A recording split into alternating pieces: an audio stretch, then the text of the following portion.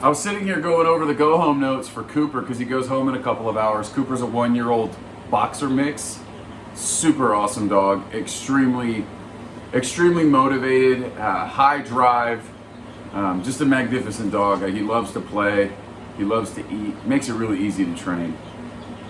And as I'm going through all of these notes, I realize, because these notes really do a good job for the client. A lot of the time, it's a lot of information. It's practical information, but it's a lot of information. So you teach it to them even multiple times. They'll go home and they'll be like, and I don't want that. So I do very detailed, specific notes for people to refer to. And that's what I was going over this morning.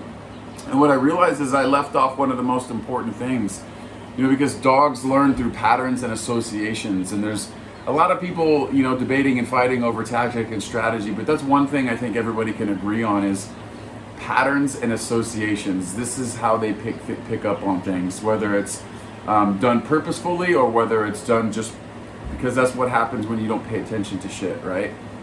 So a lot of behaviors are being developed right underneath people's noses without them knowing. Why? Because there's patterns developing which are turning into now associations, right? The way you manage the dog a lot of the time is indicative of like what result you get. And so when we get to this section of interaction with other people, I wrote down here that it matters. Interaction with people matters is because the general population, the normal person is going to be like, oh no, it's okay, cool, let him be a fucking psychopath.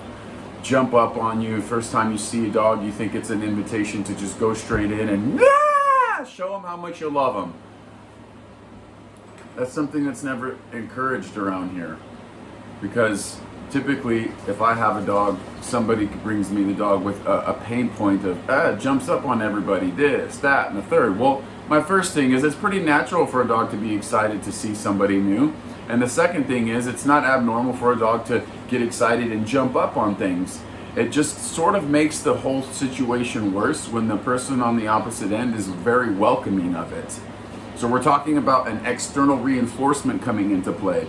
You're petting the dog while it's jumping up. So you're basically positively reinforcing by petting the dog and being excitable with the dog, rewarding the ever-living piss out of a dog that's jumping up on you. So now, you're basically teaching the dog to do it.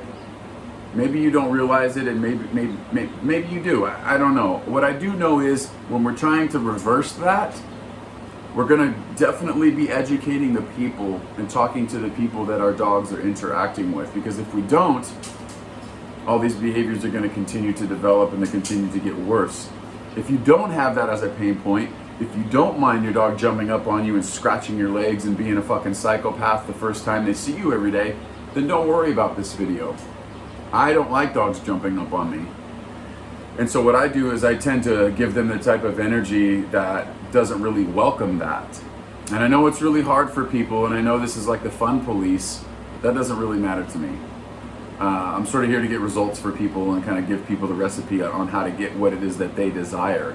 So if you don't mind your dog being a psychopath and having sort of the wrong picture of what it means when you walk in a room or when another human being walks in the room, then continue on allowing that person to say, oh, it's okay, let him do it, I love dogs. Let that happen, and you'll have no problem continuing to get that unwanted behavior.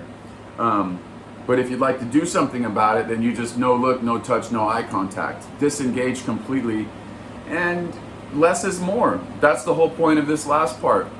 Less is more. I made this video for my client.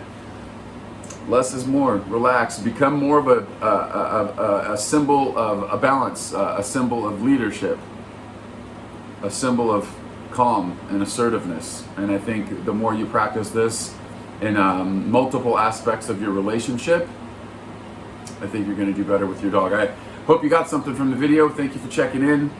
Stella, if you watch this video, which I'm sure you will, I love you. I really appreciate the opportunity to spend time with Cooper. He's an amazing dog, and there's no doubt about that. You're going to do just fine. Captain, out.